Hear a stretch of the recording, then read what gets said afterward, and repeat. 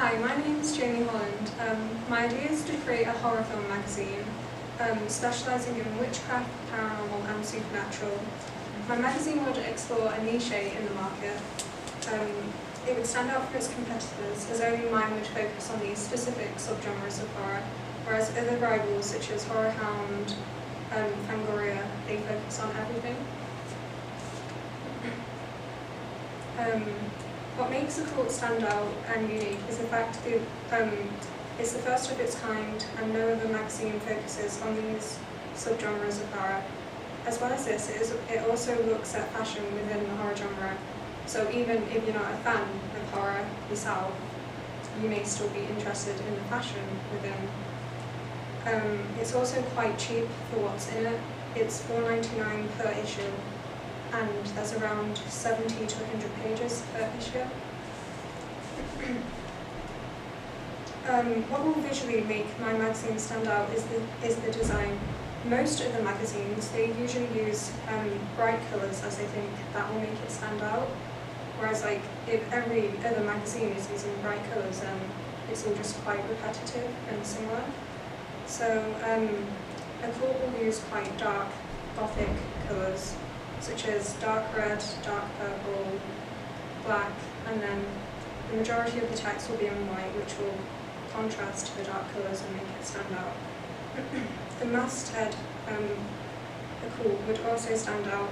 Obviously this is not a mainstream word that is used in everyday sentences. Generally, a cult is aimed towards lower middle class men aged 15 to 50. However, there is a variety of content to interest all readers. Although generally aimed more towards men, the fact it is about witchcraft may actually be more appealing to women. Generally, the social demographic is C1, C2, D and E, which is middle and lower class. So it's important to be affordable, which is why $4.99 per issue was quite good for what it's aimed at. Some examples of content which will be featured in both the digital and printed versions is interviews, articles and reviews. There will be big Hollywood actors, directors, which will gain more of an audience because if people are seeing these big names, they'll be more attracted.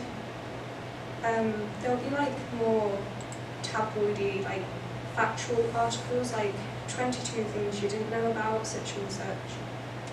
There'll be updates from social media like Twitter and Snapchat and Instagram from various different actors, authors and directors. There'll be cut-out posters and coupons, which will be more appealing to younger fans. There will be pictures and stills from movies and trailers. There will be cut-out coupons and discount codes for different merchandise. On the digital version of the magazine, there will be interactive content such as videos and trailers, which will be available online. There will be a fan forum via the occult website for fans to discuss and talk about things featured within the magazine. There will be posters and coupons available online. However, it will be the fans' choice to print it out if they want it or not. The magazine printed version would only be sold in shops like WH Smith and in big cities like London and Birmingham. It's because the transport would be quite costly, so before it becomes big and makes a name for itself, it would be limited to where it's sent. A cult would retail for $4.99 per copy, or £18 for a yearly subscription printed, and $15 for digital readers. More digital readers would save printing costs, so a lower price would encourage more digital readers. The magazine would be published seasonally, so the content would become repetitive, with pages per issue varying from 70 to 100 pages. It's quite a reasonable price. As a cult will not automatically be well known when first published, it is expected to lose money within the first few years, but will eventually make up this in profit years later. Estimating the figures and costs, on a budget of £2 million, we will lose £801,600 in the first year. Skipping to the fifth year, however, we will profit £1,993,800. This includes money made from advertisements. Before publishing anything, we will need to go through all the necessary legal requirements. This includes talking to a legal advisor and making sure nothing from a call has already been used, like the fonts or logos. Once we have done this, we will copyright things like the title, designs, fonts and logos to ensure a quote stays original and nothing can be plagiarized. To conclude, A-Line Productions would benefit from publishing the quote, as it is original, unique and the first of its kind. It would provide all readers with enjoyable content and in the long run would cause the company to profit. I believe the quote has the potential to grow and become the best modern horror magazine. Thank you for listening, and are there any client questions? Okay, thanks for the presentation, Jamie. Interesting idea for a cult magazine.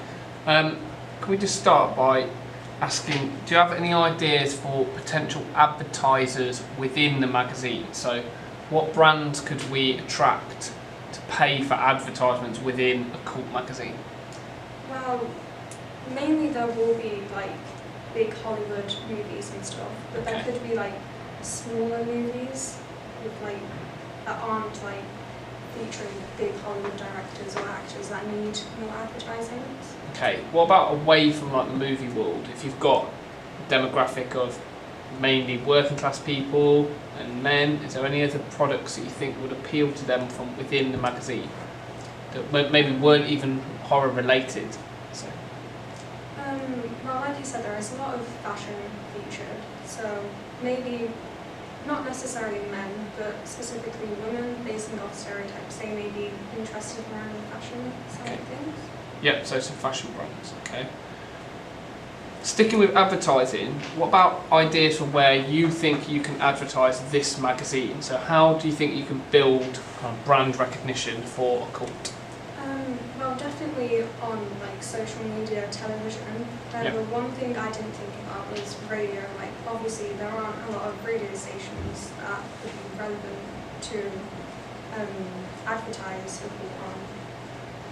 Is that why you'd be interested in working with us, I guess, as a client? Is that, you know, we have TV and radio stations as well, so would you potentially look at developing that across other media?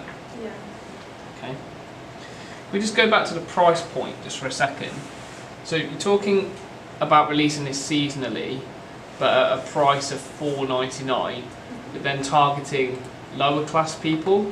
Do you think $4.99 is an appealing price to someone who could potentially, if they're in a lower class, be out of work, kind of, or a student, or not necessarily a pensioner, but someone that doesn't have a lot of disposable income? Yeah. Is the price point something you're confident on, or do you think potentially well, the price point and budget is definitely something we need to work on, but I think as a seasonal magazine only being released 4 times a year, it would give people enough time to like save money. Was that the logic then behind the kind of seasonal release? Yeah. Brilliant, okay. Okay, thank you very much.